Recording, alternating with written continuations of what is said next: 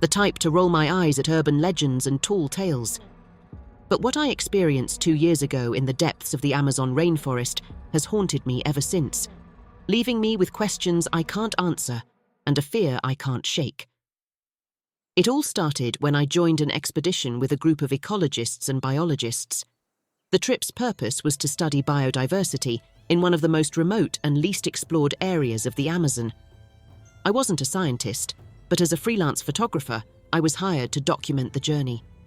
The area we were heading to had a strange reputation among the locals. They spoke in hushed tones about an ancient predator that roamed the jungle, a serpent so massive it defied belief. I dismissed these stories as myths or exaggerations. After all, science had proven the Titanoboa, a prehistoric snake that could grow up to 50 feet long, had been extinct for millions of years. Or so I thought. The first few days of the expedition were uneventful, though the oppressive atmosphere of the jungle quickly became apparent. The air was thick with humidity, the kind that clings to your skin and makes it hard to breathe. At night, the jungle came alive with an orchestra of sounds, chirps, howls, and rustling leaves. But there was one night that stood out. The forest fell unnaturally silent. No insects, no birds, nothing. Just an eerie, suffocating stillness. Our guide, a weathered local named Mateo, seemed uneasy. He muttered something in Portuguese that I didn't catch. When I asked him what was wrong, he just shook his head and said, "Something is watching." We shrugged it off, attributing his nerves to the jungle's uncanny ability to play tricks on the mind. But deep down, I felt it too, an inexplicable sense of being observed. On the 5th day, we came across a peculiar area. The trees here were bent, their trunks snapped as if something immense had passed through. The underbrush was flattened in long, serpentine patterns. Mateo stopped in his tracks, his face pale. He refused to go any further, insisting we turn back. The scientists tried to reason with him, but his response was chilling. "This is not a place for men. This is where the shadow lives." The team decided to press on, leaving Mateo behind at the base camp. I remember the oppressive silence as we continued deeper into the jungle. The only sounds were our footsteps and the occasional creak of the trees swaying in the windless air. We stumbled upon a shallow lagoon, its murky waters reflecting the green canopy above. One of the biologists, Dr. Elaine Foster, noticed something strange, massive scales, as thick as a human palm, embedded in the muddy bank. They glistened in the sunlight, an iridescent greenish black. Dr. Foster was ecstatic, claiming it was an incredible discovery. "This could be a new species," she exclaimed. But as she carefully pried one of the scales loose, I noticed something unnerving. The lagoon's water rippled, though no wind stirred, and no animals seemed to be near. I raised my camera, scanning the water's surface through the lens. That's when I saw it. A shadow. A massive, elongated shadow, moving just beneath the surface. "Something's in the water," I whispered. The group fell silent, staring at the lagoon. The shadow stopped moving, and for a moment, everything was still. Then, with a sudden surge, the water erupted. A colossal, sinuous shape broke through the surface, a snake, but unlike any snake I had ever seen.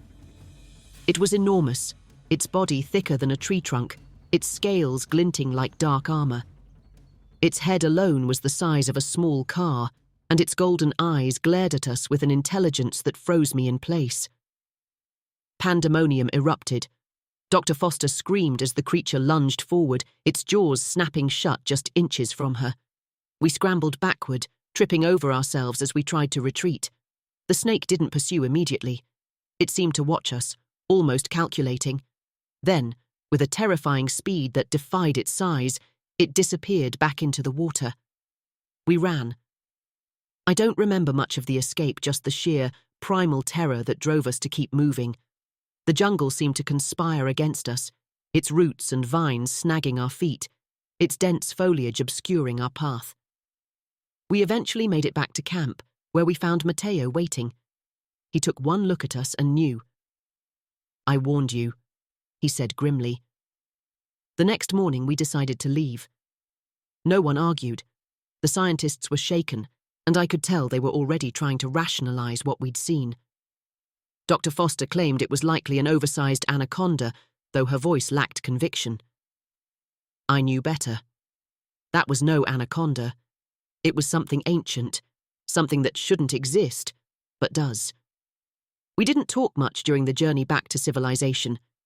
Each of us was lost in our thoughts, grappling with what we'd encountered. I tried to research similar sightings, but every lead ended in dead ends or dismissed reports. Locals refused to speak about it, and official records contained no mention of anything resembling what we saw. To this day, I can't explain it. Was it a surviving Titanoboa, hidden in the depths of the jungle? Or was it something else entirely, something beyond our understanding? The scientists eventually moved on, their careers demanding they focus on more practical matters, but I haven't. The memory of those golden eyes haunts me, a constant reminder that there are places on this earth where humans don't belong. And here's the part that truly chills me. The camera I was using to document the expedition, it disappeared. I know I had it when we fled the lagoon. I remember clutching it tightly as we ran, but when we got back to camp, it was gone. Someone or something took it. So now I ask you, could it have been an accident, a careless loss amidst the chaos? Or did that creature, that impossibility, know exactly what it was doing when it let us go? If you ever find yourself in the depths of the Amazon and the jungle falls silent, run. Discover the chilling tale of a photographer's encounter with an ancient predator deep in the Amazon rainforest. Was it the legendary Titanoboa? Explore this spine-tingling story of survival, suspense, and mystery.